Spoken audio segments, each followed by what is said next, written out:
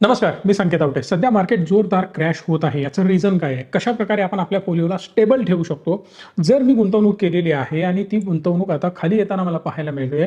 ₹1,00,000 गुंतवलेत. आता मला त्याचे 90,000 झालेले दिसतायत. 10% फोलिओ डाऊन आहे. कोणाचा 15% असेल, कोणाचा 20% असेल, कोणाचा 40% सुद्धा असू शकतो. कारण एकदमच खराब स्टॉक तुम्ही बाय केलेले असू शकता. ओव्हरऑल फोलिओ म्हणतो मी. एखादा स्टॉक खाली गेला 30-40% आहे आणि बाकीचे कुठला 15, कुठला 10, कुठला 20 असं ठीक आहे. म्हणजे काय ओव्हरऑल मी 10, 12, 15% लॉसमध्ये आहे, which is fine in this market. काहीही प्रॉब्लेम नाही. 50%, 60% असेल तर काहीतरी खूपच खराब तुम्ही केलंय एवढं लक्षात राहू दे. पण सध्या मार्केटचा जर ग्राफ बघितला तुम्ही निफ्टी क्लिअरली दिसतोय हा डाऊन ट्रेंडमध्ये जात आहे. आता एवढ्या खाली निफ्टी येण्यामागं रिझन काय? पहिली आणि महत्त्वाची गोष्ट, जर तुम्ही या पॅटर्नला ऑब्झर्व केलं, मी 3-4 वेळेला याला डिस्कस केलेला आहे की हा पॅटर्न बनतोय आणि हा खूप खराब पॅटर्न आहे. हा खराब पॅटर्न कंप्लीट होतो इथे येऊन, राईट. सो या केसमध्ये 24,000चा एक सपोर्ट स्ट्रॉंग आपल्याला पाहायला मिळतोय. कुठल्याही प्रकारे बाईंग सेलिंगचे रिकमेंडेशन नाही ना, मी तुम्हाला म्हणतोय की अशा प्रकारेच तुम्ही करायला पाहिजे. ऍक्च्युली हा व्हिडिओ बनवण्यामागचा मेन मोटिव्ह आहे की खराब मार्केटमध्ये कशा प्रकारे आपण आपल्या फोलिओला स्टेबल ठेवू शकतो. बऱ्याच वेळेला होतं काय माहिती आहे का, हेज नावाचा प्रकार आपल्याला माहिती नसतो. काहीतरी बाय करायचं, बाय करून ठेवायचं, बघत बसायचं, कुठे चाललंय, काय होणार आहे पुढे याचा काही अंदाज नसतो. महत्वाची गोष्ट, मार्केटला आपण टाइम करू शकत नाही. तुम्ही बिलकुल सांगू शकत नाही की मार्केट इथून इथं जाणार किंवा इथून इथे येणार. मी 1000 वेळेला ही गोष्ट सांगितली. जे लोक लॉंग टर्मसाठी इन्व्हेस्टमेंट करतात ते लोक कधीही अशा छोट्या मोठ्या मूव्सना घाबरत नाहीत. आता तुम्ही म्हणाल सर 5-7%चा, 10%चा, 12%चा लॉस दिसतोय, विच इज नॉट अ छोटी मोठी मूव्ह. बघा, मार्केटमध्ये अशा मूव्ज आलेल्या आहेत जिथं फोलिओ डायरेक्ट 30-30, 40%, 50%, 60%, 80% खाली गेलेले आहेत. इतिहासात फक्त निफ्टीचा चार्ट जाऊन बघा. मी आता ते दाखवण्यामध्ये बिलकुल वेळ वाया घालवणार नाहीये. सो क्लिअरिटी ही पाहिजे की मी गुंतवणूक का केली. शॉर्ट टर्म केली असेल तर हे मार्केट तुमच्यासाठी आता नाही आहे, लॉंग करण्यासाठी. हे माझं क्लिअर मत आहे. दुसरी महत्वाची गोष्ट, 6 महिने मार्केट तडपवणार हे मी गेले 3 महिने तुम्हाला सांगत आलोय आणि हे घडतंय सुद्धा. अजून 2-3 महिने आपल्याला हा त्रास सहन करावा लागू शकतो. यामध्ये कुठलंही दुमत कोणाचंही नसायला पाहिजे.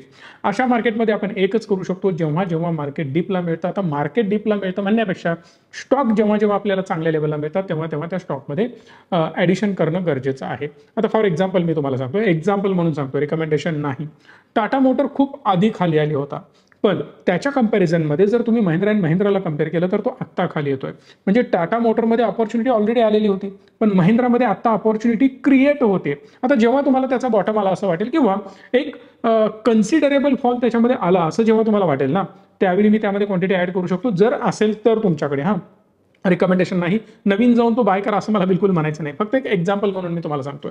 आजही काही स्टॉक कम्पेअर करा, HDFC बँक आणि ICICI बँक धुरंधर स्टॉक आहेत इंडियन मार्केटमधले आणि त्या पर्टिक्युलर सेगमेंटमधले. ते झाले ऑटोमधले. आता बोलतोय आपण बँकिंगमधले.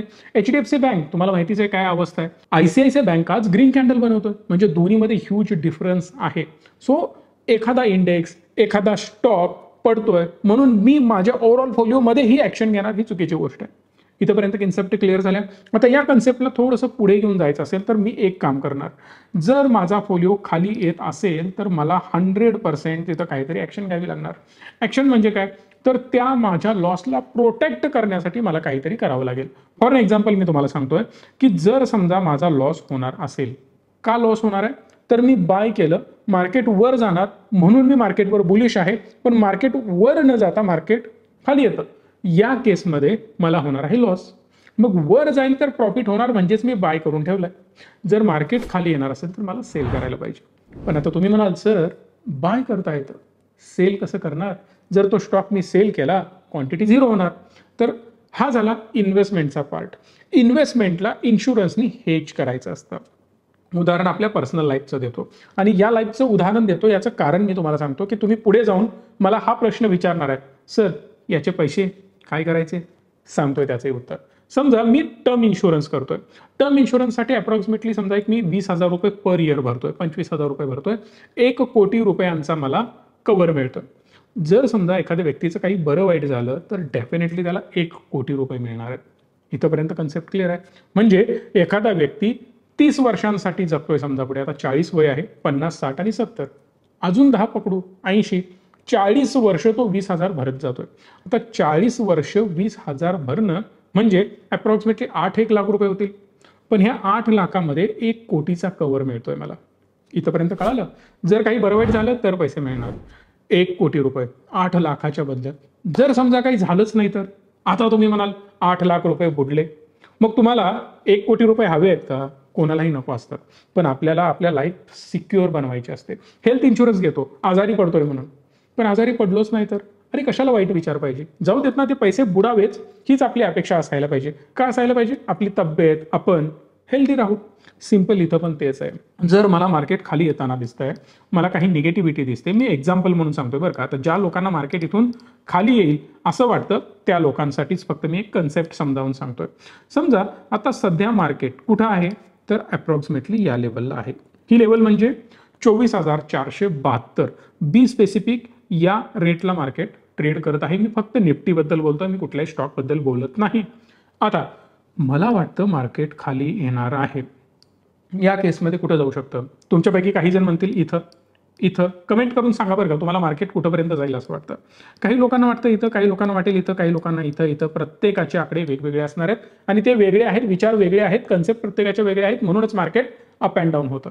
बी स्पेसिफिक आज मार्केटमध्ये हेवीली एफआयची सेलिंग झालेली आहे, डीआयजने तेवढ्या प्रमाणात बाईंग केलेलं नाही आहे, म्हणून आपल्याला हा फॉल दिसतोय, बाकी काहीच नाही आहे। कोविडमध्ये अप्रॉक्सिमेटली 60,000 कोटीच्या आसपास सेलिंग आलेलं होतं, पण आता 80,000 कोटी प्लसचं सेलिंग एफआयएस करून करण्यात आलेलं आहे, म्हणजे कोविडपेक्षाही मोठा सेल आता झालेला आहे। पण मार्केटला काहीही मेजर फरक पडलेला नाही, हार्डली 5-5.5% मार्केट डाऊन आहे, which is not a big thing, हे लक्षात राहू द्या। आता जर मला कन्सेप्ट दिसते की मार्केट इथून खाली येण्याचे चान्सेस आहेत, कोणाचं टार्गेट हे असेल, कोणाचं हे असेल, कोणाचं हे असेल, target in the sense bottom, इथं मार्केट येऊन बॉटम बनवल असं वाटत असतं। पण नेहमीप्रमाणे आपण जर लॉंग टर्मसाठी इन्व्हेस्ट करतोय तो वारंवार आपण विकत बसत नाही। या केसमध्ये मला काय करायचं आहे की मला जाणून घ्यायचं आहे नेमकं मार्केट कुठंपर्यंत येतं। आता अप्रॉक्सिमेटली आपण पकडून चालू, कोणीतरी अतिशय मोठ्या लेवलला विचार करतोय की मार्केट इथंपर्यंत येणार, 23,000ला मार्केट येणार असं मी म्हणत नाही बरं का, मी एक्झाम्पल पकडून फक्त मी तुम्हाला सांगतो की असं होऊ शकतं, 1 महिन्याभरात होऊ शकतं, असं मी डोक्यात आता ठेवलेलं आहे। या केसमध्ये मला माझा फोलिओ प्रोटेक्ट करण्यासाठी एक काम करावं लागेल। काय काम करायचं आहे? तर मी माझ्या पोझिशनला हेज करण्यासाठी, सेफ करण्यासाठी, पैसा वाचवण्यासाठी जो काही मला ऑलरेडी आत्ता 15% लॉस दिसतोय, आपण एक्झाम्पल पकडून चालू की तुमचा फोलिओ 15% डाऊन आहे, जर मार्केट अजून खाली जात गेलं तर हा 15%चा जो आकडा आहे ना, तो डिरेक्टली 40%वर जाईल, कदाचित 30%वर जाईल, कदाचित 25%वर सुद्धा जाऊ शकतो। आपण खूप जास्त पकडायला नको, आपण पकडूया फक्त 25% मला लॉस होणार आहे, which is more than 10% from this level. 15 पासून 25 पर्यंत जातोय, मग 10% माझे अजून एक्स्ट्रा लॉसमध्ये जाणार आहेत। आता या लॉसला प्रोटेक्ट करण्यासाठी, माझ्या इन्व्हेस्टमेंटला वाचवण्यासाठी मी हेज निवडणार आहे। आता हेज कुठला असेल हे मी थोडंसं तुम्हाला एक्सप्लेन करून सांगतोय, पण त्याआधी या ज्या लाईन्स आहेत ना, परत एकदा आपण परमनंटली ड्रॉ करून ठेवूयात। सो मार्केट आता इथं आहे, इथून माझी अपेक्षा आहे की हा अप्रॉक्सिमेटली 23,000ला यावा। बाकीच्या ज्या लाईन्स आहेत मी क्लिअर करून टाकतोय, थोडासा व्हिडिओ लेंदी होईल पण समजून घेण्यासारखा आहे, हा आयुष्यभरासाठी तुमच्या शिदोरी असेल, खूप चांगल्या प्रकारे समजेल। ज्या लोकांना आपले लॉसेस कंट्रोलमध्ये ठेवायचे त्यांच्याबद्दल मी बोलतोय। काही लोकांना उलट लॉस सोडून एक्स्ट्रा पैसे पण मिळू शकतात, यातून समजून घेण्याचा प्रयत्न करा। कन्सेप्ट आकडे बघून कुठेतरी जाऊन डिसिजन घेण्याची बिलकुल गरज नाही, कारण प्रत्येक मार्केटच्या सिच्युएशननुसार हे आकडे माझे लेवल्स या बदलत जाणार आहेत आणि त्याप्रमाणे तुम्ही त्या लेवल ते आकडे डिसाईड करून ट्रेड घ्यायचा आहे। आता मार्केट आहे 24,472, 24,472 इथं असताना माझ्या मताप्रमाणे मी काय करतो ना, या लेवल तोडण्याचे संकेत मला क्लिअरली दिसत आहेत, कारण मी टार्गेट काय ठेवलं, इथं ठेवलं। आपण यानंतर दुसरा अजून एक टार्गेट ठेवणार आहोत तिथं मध्ये कुठेतरी किंवा याच्याही खाली, तुम्ही जसं सांगाल तसं मी ठेवतोय। सो इथून मार्केट मला जर खाली येईल असं वाटत असेल तर मी काय करणार, 24,000चा पुट बाय करणार। आता कन्सेप्ट समजून घ्या, मार्केट जर वर जात असेल तर कॉल बाय केला जातो, मार्केट जर खाली येणार असेल तर पुट बाय केला जातो। कॉल मार्केट वर जाताना, पुट मार्केट खाली जाताना। पुट म्हणजे पीई असतो, सोप्या भाषेमध्ये लक्षात राहू दे, जे लोक एकदमच फ्रेशर आहेत त्यांना मी सांगतोय। सो आता जर मी डिसाईड केलंय की 24,000चा पुट मला बाय करायचा आहे, सो मला 24,000चा पुट कुठला कुठला मिळू शकतो? लेट्स से आता महिना सुरू आहे ऑक्टोबर, ऑक्टोबरमध्ये मला जरा रिस्क घ्यायची नाही आहे, मला नोव्हेंबरमध्ये जायचं आहे। सो नोव्हेंबरच्या एंडचा जर मी पुट बघितला तर याची प्राइस आहे 106 रुपये। आता इंटरेस्टिंग पार्ट हा येतो की 106 रुपये जेन्युअनली द्यायला हवेत का? कारण लांब जाण्याची गरज नाहीये. मी फक्त थोडंसं तुम्हाला कालच्या दिवशी घेऊन जातो. आज तारीख आहे 22. मी व्हिडिओ बनवतोय. कदाचित तुम्ही 23ला बघाल, 25ला बघाल किंवा इतर 1 वर्षाने सुद्धा बघाल. काही फरक पडत नाही. आज या 22 तारखेमध्ये याचा लो होता 45 रुपये. या 45 रुपयांचे डायरेक्ट बनले 106 रुपये. पैसा डबल तिप्पट सुद्धा म्हणू शकता. पण मी थोडंसं काल आलो असतो. म्हणजेच मी जर याचा विचार काल केला असता तर 21 तारखेला याची प्राइस, याचा लो अप्रॉक्सिमेटली 35-37 रुपये वगैरे असेल. आपण 40 रुपये राऊंड फिगर पकडून चालू. म्हणजे हा 40 रुपयावरून 106 रुपयांना गेलेला आहे एका दिवसामध्ये. जोक नाहीये. एवढ्या मोठ्या मूव्ज यामध्ये येतात. पण जसा हा वर गेला तसा खाली पण जाईल. एक्सपायरीला 0 होईल. म्हणून पहिलाच सांगितलंय, इन्शुरन्स, टर्म इन्शुरन्स तुमचा आहे ना? तुम्हाला वाटतं का मी मरावं? अरे पण पैसे घेऊन करणार काय? लाईफ खूप इम्पॉर्टंट आहे. आपण पुढे जाऊन खूप कमवू शकतो. असं कोणीच विचार करणार नाही की अरे मेलो तरी चालतंय, 1 करोड रुपये घरच्यांना मिळू देत. काही गरज नाही हे करण्याची. आपण कमवू शकतो. सो इथं पण तेच आहे. माझा फोलिओ कितीचा आहे? 10% मला एक्स्ट्रा इथून पुढे जर तो लॉस देणार आहे, 15% लॉस देणार आहे, 20% लॉस देणार आहे, तर त्यातली एक 3-4% अमाऊंट परत येतोय तुम्हाला पुढे घेऊन एक्सेल शीटवर. आकडा किती असणार आहे हे महत्वाचं आहे.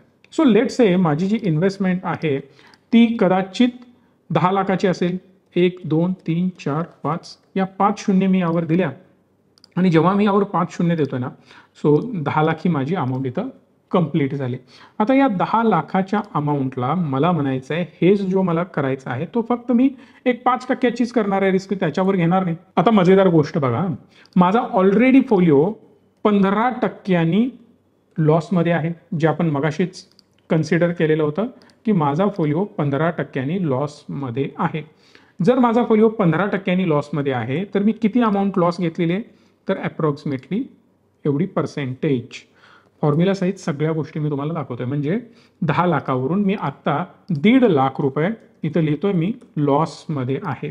जर मी 1.5 लाख रुपये लॉसमध्ये असेल तर हा लॉस वाचवण्यासाठी, आता वाचवण्यासाठी का म्हणतोय, जर हा अजून 10% खाली गेला ना तर माझा लॉस किती वाढणार आहे अजून? तर अप्रॉक्सिमेटली 1 लाख रुपये. हेच कॅल्क्युलेशन इथं सिद्ध होतं. म्हणजे अजून लॉस होणारा, लॉस 2 असं लिहितो किंवा फर्दर असं लिहितो. फर्दर लॉस माझा होणार आहे 1 लाख रुपये. मग हे 1 लाख रुपये जर मला प्रोटेक्ट करायचे असतील तर त्यासाठी मी 50,000 रुपये इन्व्हेस्ट करतोय. आता हे 1 लाख रुपये लॉस होतील याची गॅरंटी नाही आहे बरं का. हा अजून जास्त वाढत जाऊ शकतो.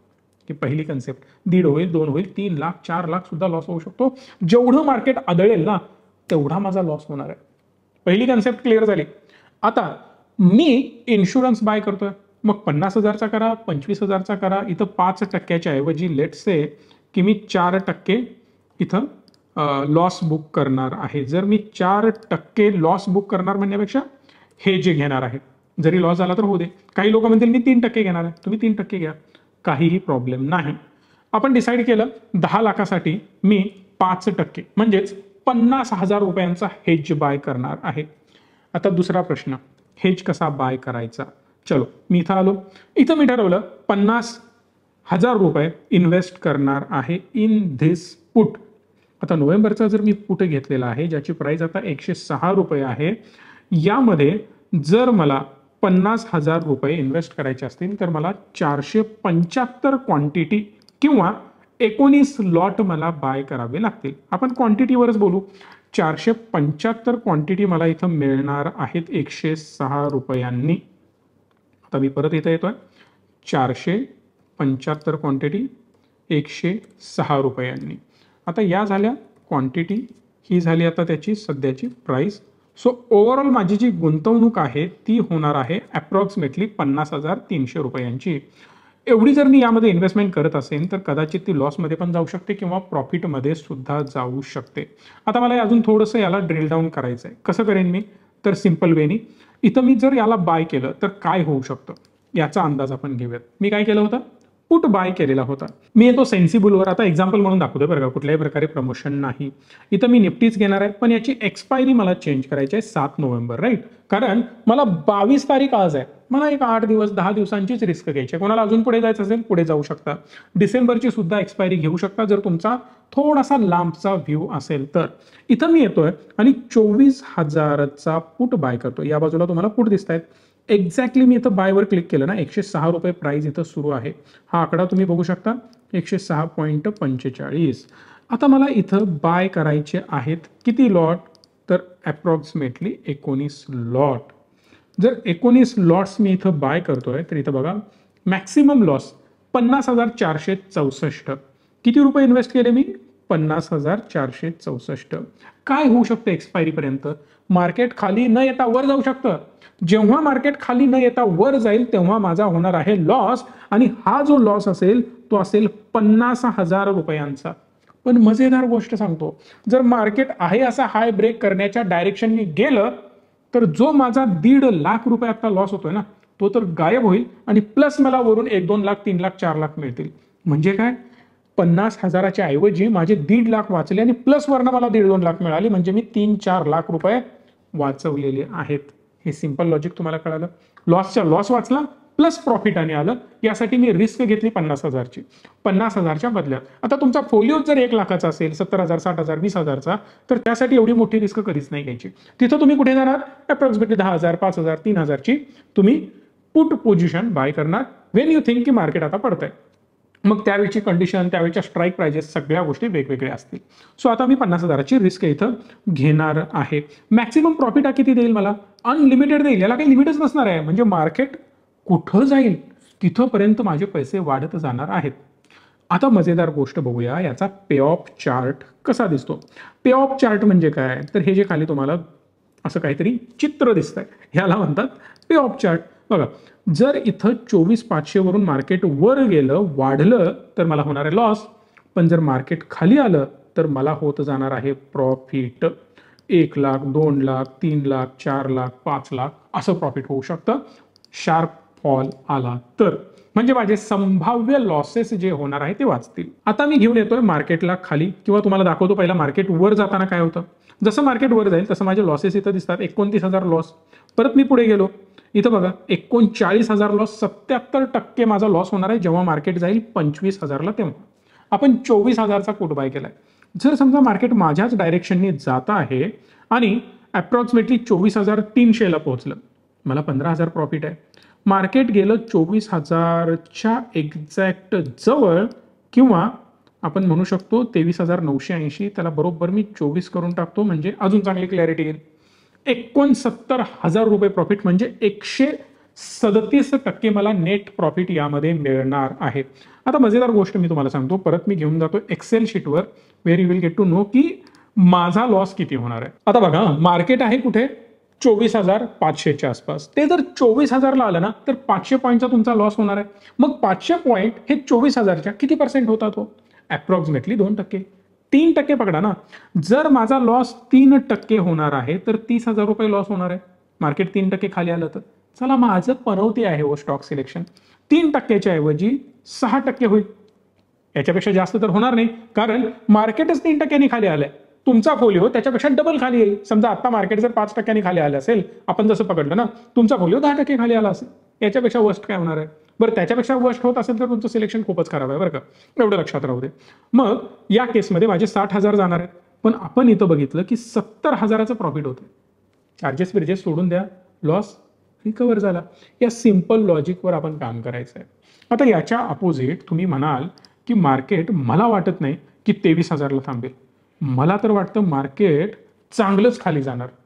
या केसमध्ये मजा बघा, जर मी इथं 24,000च्या ऐवजी याला मी घेऊन आलो 23,500ला, सो 23,500ला ही जी माझी अमाऊंट असेल ना, ती 2 लाख रुपये प्रॉफिट देईल. 2,03,000 रुपये. 50,000ची इन्व्हेस्टमेंट, प्रॉफिट किती, 2 लाख रुपये. मार्केट किती पॉईंटनी खाली आलं, 1,500 पॉईंटनी खाली आलं. 1,500 पॉईंटनी खाली आलं, which is approximately 6% loss overall इंडेक्समध्ये. कारण आता मार्केट 24,500ला आहे, तिथून आलं 23,500ला, 1,000 पॉईंटनी खाली आलं. काही मेजर फरक पडत नाही. 5% पेक्षाही कमी लॉस आहे एवढं लक्षात राहू दे. आपण राऊंड फिगर 5% पकडून चालू. पण या 5%च्या नादात इथं मला 402% रिटर्न मिळत आहेत. 402%. इथं जो माझा लॉस होणार होता ना, एक्सेलवर मी पुन्हा तुम्हाला घेऊन जातोय, इथं जर माझा 5% लॉस झाला असता तर तो 50,000 झाला असता. 50,000च्या ऐवजी मला मिळत आहे 2 लाख रुपये. पण अगेन मार्केट 5% देतोय तर मला 12% होईल. मान्य आहे, 1,20,000 जातील. पण 1,20,000 जातील हा शब्द वापरणं चुकीचं आहे, कारण तो माझा कागदावरचा लॉस आहे. मी उठून विकणार नाही. पण त्याला जो हेज बाय केलाय तो मला मोर दॅन 2 लाख रुपीज देतोय. जर मला तिथे 2 लाख प्लस मिळत आहेत, मला वाटलं बऱ्या प्रमाणात मार्केट स्टेबल होत आहे, थोड्या थोड्या क्वांटिटी मी काढायला चालू केल्या. हळूहळू प्रॉफिट हेजमध्ये बुक करायला चालू केलं, कारण ते माझ्या टार्गेट जवळ आलंय. आता उदाहरणार्थ तुम्ही ठरवलं की तुमचा जो अंदाज आहे तो मार्केटला इथं घेऊन येणार आहे. जसं मार्केट इथं येईल ना, मी 50% क्वांटिटी काढून टाकेल. आता याच्या उलट कोणाचं तरी असेल, कोणी म्हणेल मार्केटने इथं यायला पाहिजे. जसं मार्केट तुमचं इथं पोहोचेल, इथं आल्यानंतर 50% क्वांटिटी तुम्ही काढून टाका. अंदाज घ्या हळूहळू आणि 25% काढा. उरलेल्या 25% क्वांटिटी थोडंसं वर जाता क्षणी बाहेर पडा. जे पैसे एक्स्ट्रा आलेत ते पैसे ज्या फोलिओमध्ये तुम्हाला लॉस दिसत होता तिथे ऍड करा. सिंपल लॉजिक आहे. 2 लाख रुपये एक्स्ट्रा आलेत. जे माझे ऑलरेडी 80,000, 90,000, 1 लाख रुपये लॉस दिसतोय, ते स्टॉक मला फंडामेंटली स्ट्रॉंग वाटतायत. इन दिस केस मी त्याचं ॲव्हरेजिंग करणार. मी जसं त्याचं ॲव्हरेजिंग करणार, मार्केट जसं वर जाईल तसं तो फास्ट वर जाणार. जर मी स्टॉक सिलेक्शन चांगलं केलंय, थोडंसं मिड आणि स्मॉलमध्ये आलोय, मार्केट 5% पडल्यावर तो 10% पडतो. पण मार्केट 5% वाढल्यावर तो 10% पण वाढतो ना. म्हणजे मी जिथं ॲव्हरेज केलं तिथून माझा स्टॉक निफ्टी 5% वाढता क्षणी हा 10% वाढेल. ॲव्हरेज झाल्यामुळे लॉसेस पटपट कव्हर होतील आणि मी छान प्रॉफिटमध्ये येईन. म्हणजे इकडे पण मी 2 लाख कमवले आणि जो माझा अनरिअलाइज्ड लॉस होता, फक्त दिसणारा कागदावरचा लॉस होता, तो प्रॉफिटमध्ये जाईल. या प्रकारे सिंपल स्ट्रॅटेजी तुम्हाला वापरायची आहे. जगावेगळं रॉकेट सायन्स वापरण्याची काहीही गरज नाही. ट्रेडिंग शिकायचं असेल, मार्केटमध्ये गुंतवणूक करायची असेल, तुमचा फोलिओ बनवायचा असेल आणि ही मार्केटमधली पडलेली संधी कॅप्चर करायची असेल, याच्यापेक्षा बेस्ट संधी कोणतीच नाही. आम्ही तुम्हाला हेल्प करू. या नंबरला कॉल करा आणि लवकरात लवकर गुंतवणूक करण्याची जर्नी आजच सुरू करा. धन्यवाद. Stay tune and stay positive.